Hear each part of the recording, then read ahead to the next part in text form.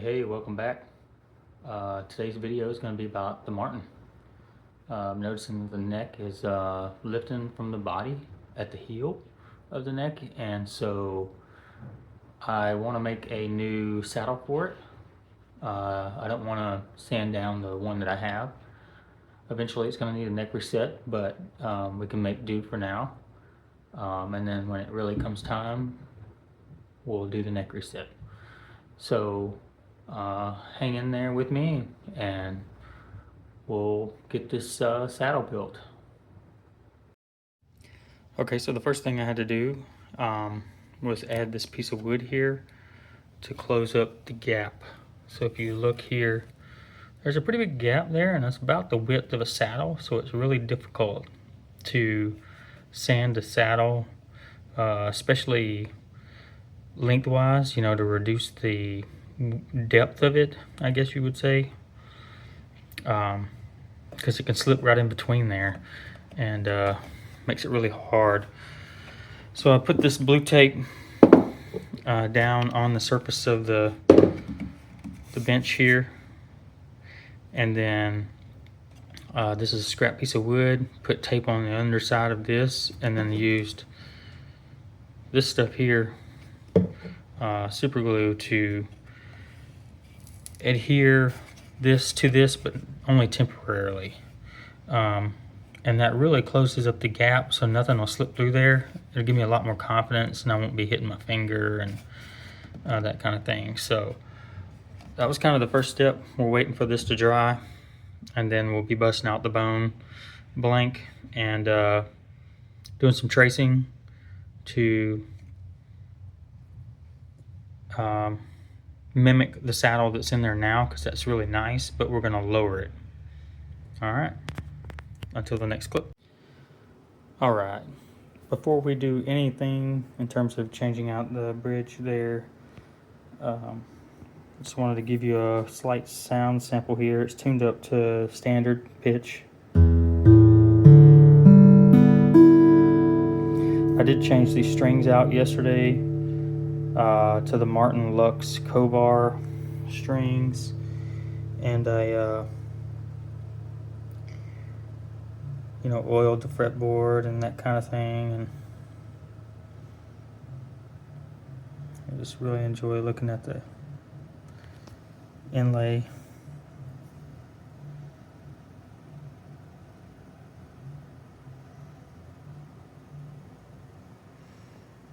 And then I use the Super Snark, but just wanted to do a sound sample here, just a comparison sake, you know.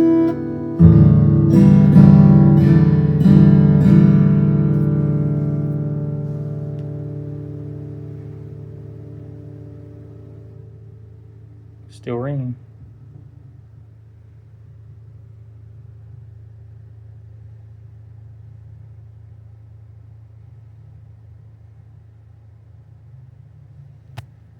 All right, I'll check back in a bit. All right, so this is the current bridge here. There's quite a bit of height there, just like you would want, but the action here is about 95 thousandths, and my hands cramping and generally just struggling to play, you know, and that's not really what we want. You can see here the gap down at the bottom, and I've been taking the feeler gauge here and kind of putting it in there. It just kind of barely fits in there, and this is the 0.01. Let's see, I'll show you better than tell you. 0.0015, so 1.5 thousandths essentially, or 0.04 millimeters. That's the new saddle we're gonna make. That's a Stumac unbleached bone saddle, so it'll look a little different than the current one, but that's okay. I want to keep the current one because it was a professionally set up bridge, and I'm just going to basically copy it. But you know, if we're at 95 thousandths, I would want to go down to 80 or less. And so that's 15 thousandths. So we need to double that in terms of what we need to take off the bottom of this current bridge on the new one, of course, to get to the action that we want. That should lower it sufficiently for sure. But all right, I'll check in here in a minute in the next step. All right, a little bit better of a sound sample here. I got the Tascam, just in case the audio on the phone doesn't work very well.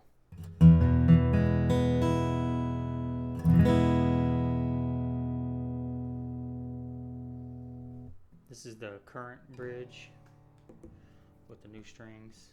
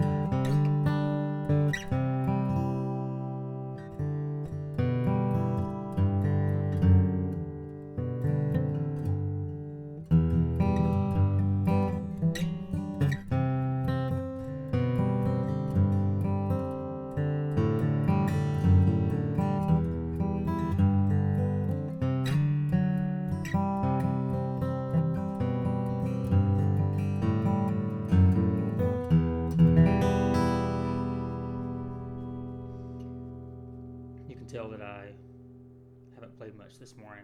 A little bit rough there, but that's okay.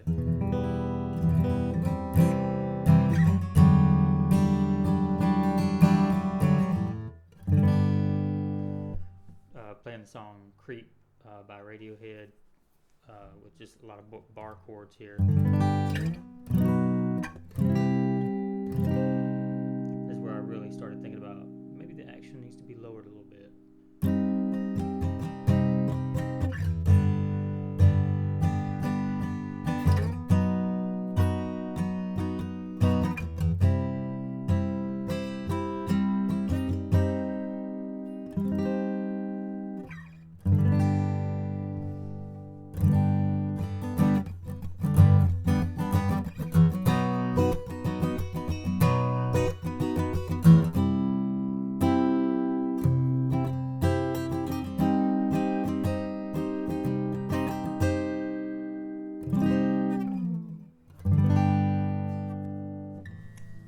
And just for comparison's sake, that's what I'm using for the pick.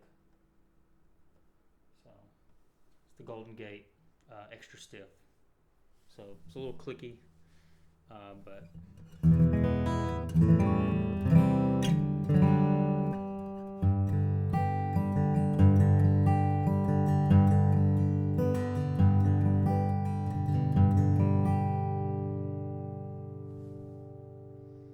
mean, the guitar still sounds really good. Just wish it was a little easier to play. So, alright. Thank you for listening, and we'll start making that bridge now.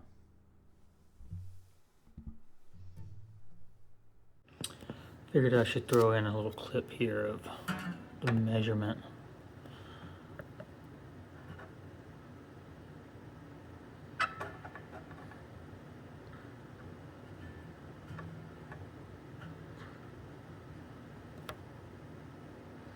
It's hard to say for sure, but with this one, that's easily 90 thousandths, I think. So hopefully that'll be lower here soon. And then I also have this taper gauge too, which reads more like 95 thousandths. Right about there. Maybe even 100 thousandths before I really start feeling it at 105. But if I'm tapping on it, it's more like 95 to 100. And then on the high E, it's like 70, 75. So I'm going to try not to lower that much. Alright, so I got it out. I'm using my cover for the guitar top, my end pin holder that I've made out of cedar there. You know, this is the end pin, or bridge pin puller. And then these are the two bridges, or saddles, sorry. You can see how the new one is thicker and it's longer. And then you can see the intonation too. This side's going to be the high E, low E, so you can see how it's kind of shifted. We'll need to measure it out so it hangs over 30 thousandths. I'll show you what that looks like. Okay, so I measured them and they're actually the same width and it fits right on in there perfectly. So go Stu-Mac. I'll just need to round off the corners and then shorten it. Let me trace out the shape we need to sand to. Alright, you can see here that I have done my best to kind of mimic the intonation, front to back, centered. The little marks are kind of what I left at the top for the string to ride on. And we can fine tune it from there if the intonation is off. But we're the right size. And I just need to reduce the height. Alright, so I got the shaping done. And if you look closely there, you can kind of see how much I took off. It's really not a whole lot. So let's string it up and let's see what it looks like in difference on the string height. Worst comes to worst, we can remove a little bit more. It's easier to take it off than put it back on. Okay, so this is afterwards. Sorry, it's kind of shaky. I got the nut or the saddle all put in there. I'd say it's at 80 thousandths, maybe slightly less.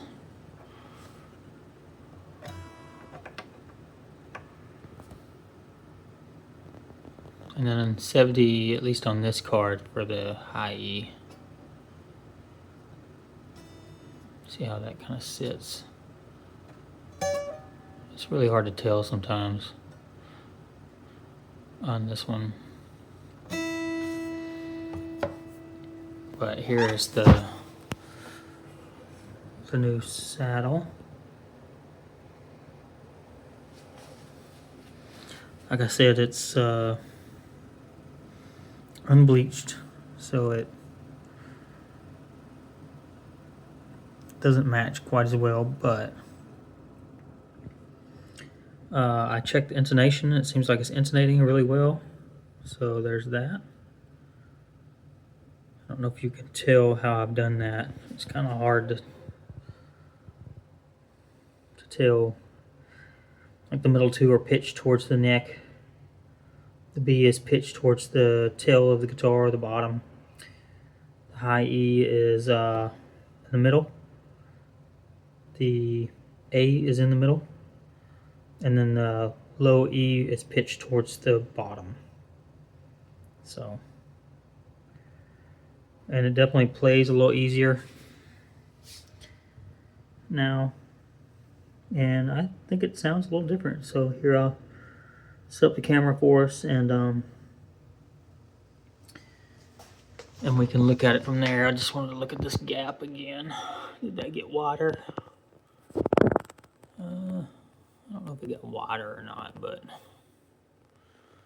probably about the same. And I did check the neck. You know, the truss rod is adjusted correctly and all that kind of good stuff. So, all right, let me set this up and I'll give you another play sample. Okay, got it done, and the action is sufficiently low.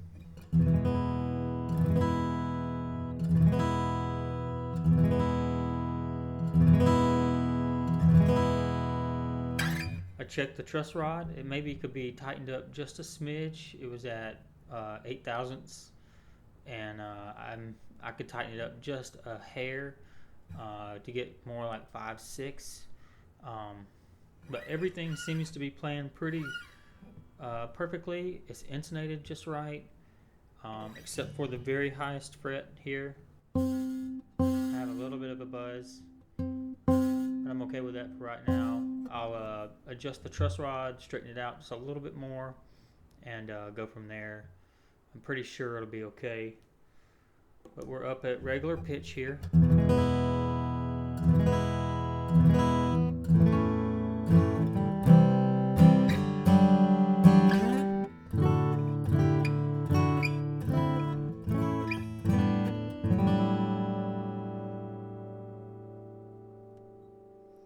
Seems to sound pretty good.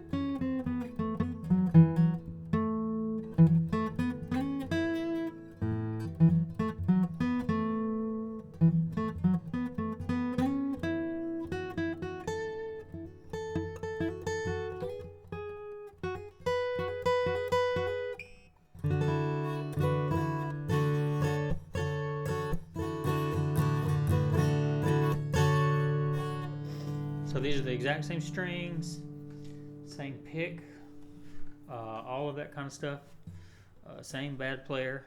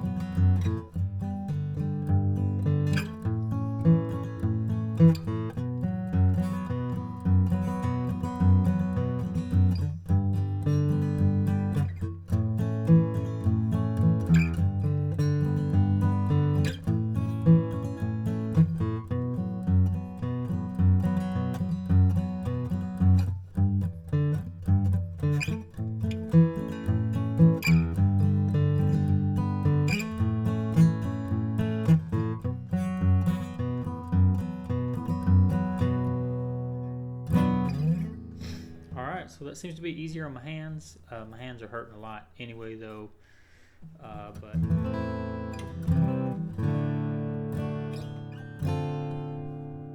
I could always take and tune it down half a step, and then that would help some.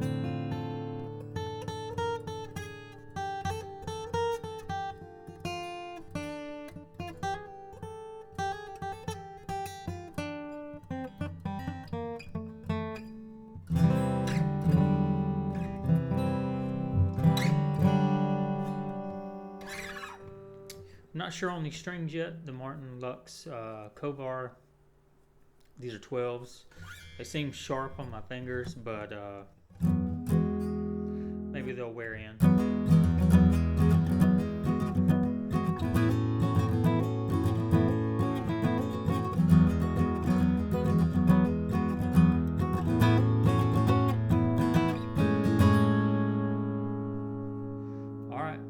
That's all we got for today. I'll let you know how it goes. Peace.